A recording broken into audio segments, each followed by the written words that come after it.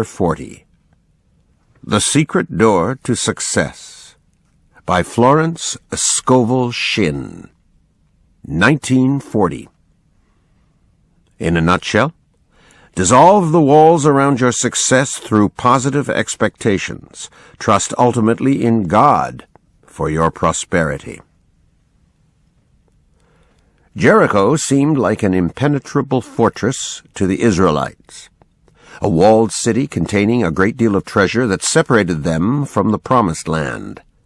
They'd been decades in the wilderness and were discontented. Yet Joshua is told by God that if they blow their trumpets in a certain way and give a great shout in unison, the city will be theirs. Amazingly, it works.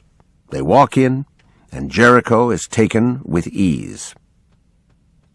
All Bible stories have metaphysical or second meanings.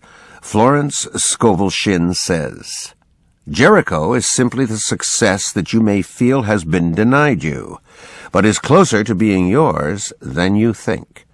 It's possible that you have unknowingly built a wall around your success, which may fall once you come to certain realizations. Expecting the best. If you've been hammering away at a goal for years without much apparent gain, unless you're unusually strong of mind, resentment and envy will have started to eat away at you. This outlook can sabotage your success just as it's getting close to being realized. Scovel Shinn devoted her life to helping people recognize the link between their attitudes and their level of happiness. A relaxed state of expectancy, she taught, is the best mindset for bringing success into your life. Sometimes intensity of desire can actually turn away things that are good for you because it suggests faith only in yourself and not in the higher power that has created you. Few understand the success law that deeply felt. Even burning ambitions and desires are most easily realized by allowing them to be realized. A case of set and forget. It's hard for the driven person to accept the biblical suggestion to have no thought for the morrow.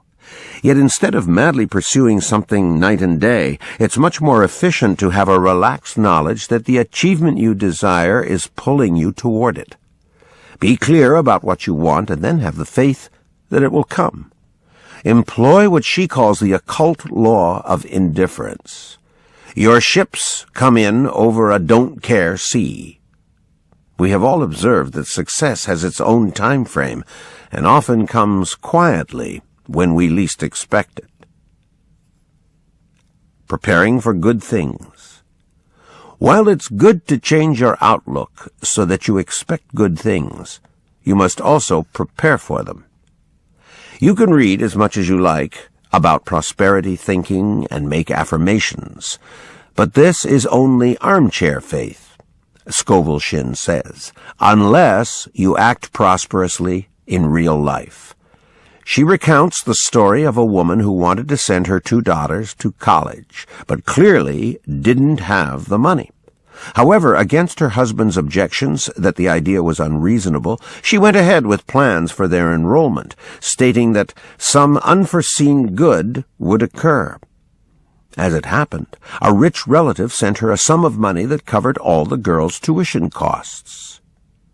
Doubt, worries, and living in the past only buttress the walls around your Jericho. Life has a way of shaping itself to our expectations, good or bad, Scovel Shinn says. Therefore, let your thoughts and actions express relaxed, unwavering faith. Intuition. While Scovel Shinn describes prayer as telephoning to God, she says that intuition is God telephoning you. Some people are careful reasoners, relying only on their intellect to solve problems.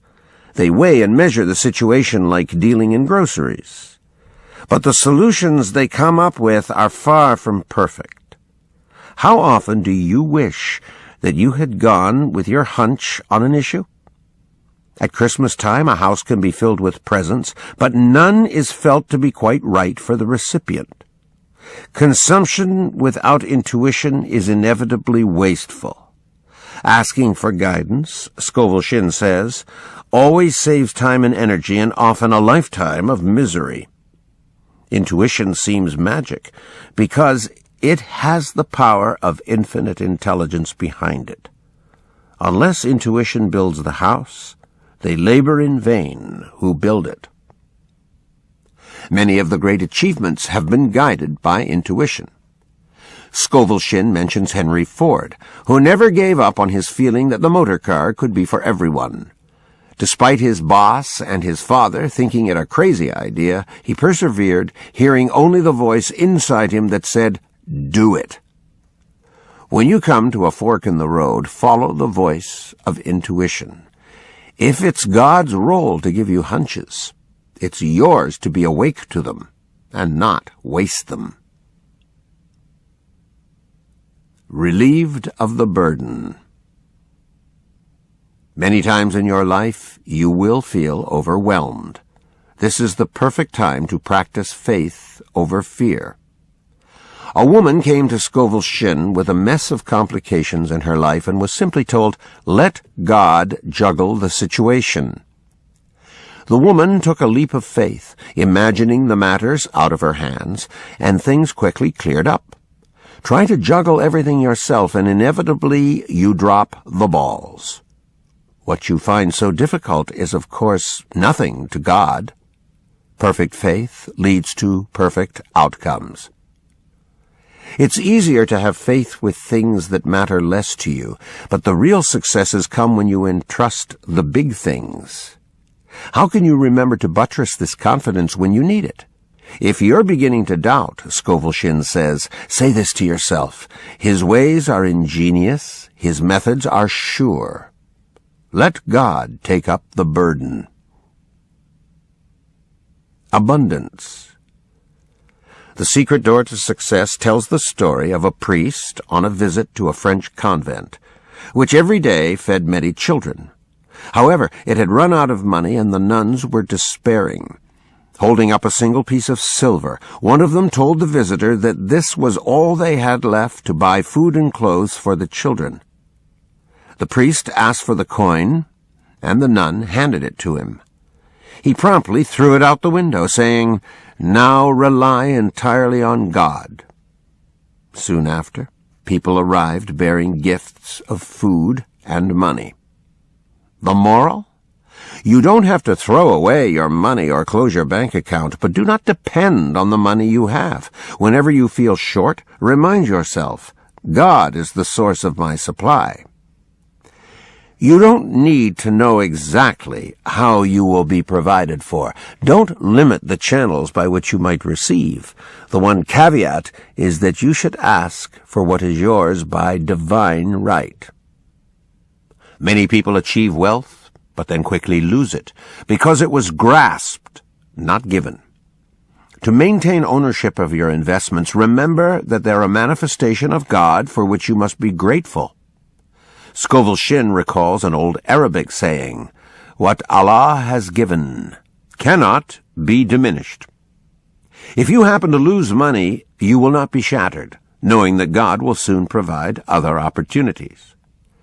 Don't underestimate the power of words to make or break you financially, Scovel-Shinn says, for your world is a world of crystallized ideas, crystallized words. Those who speak only of what they lack will therefore end up with little. You cannot enter the kingdom of abundance bemoaning your lot. Instead, you will enter it by being more and more aware of the world's abundance. You can never really feel a state of lack, knowing the truth of the statement that the Lord is my shepherd, I shall not want. Psalms chapter 23, verse 1. Final comments. Most people give up just before something great is about to happen to them. Success is a system, Scovel-Shinn claims, in which courage and perseverance are important elements. A friend once took her to a New York City park to see the sunrise, and she found this simple thing to be a wondrous experience. You may be so used to your daily habits and patterns that you wear yourself into a rut. You cease to be aware of the opportunities that arise through being fully present in the moment, and you stop expecting great things.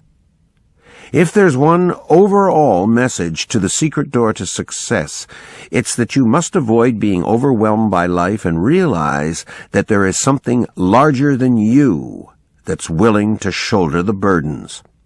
It's a simple fact that you are constantly fooled by the darkness before the dawn. If you can live by faith instead of fear, you have found Scovel Shinn's secret door. Florence Scovel Shinn. Born in 1871 in Camden, New Jersey, Florence Scovel was the daughter of a lawyer. She was educated in Philadelphia and attended the Pennsylvania Academy of Fine Arts from 1889 to 1897, where she met Everett Shinn, 1876 to 1953, a well-known painter. They married after her graduation and moved to New York City to pursue their artistic careers, living near Washington Square. Florence became an illustrator of popular children's literature in magazines and books, and also a teacher of metaphysics. Her classic, The Game of Life and How to Play It, was self-published in 1925, followed in 1928 by Your Word is Your Wand. The Secret Door to Success was published shortly before her death in 1940.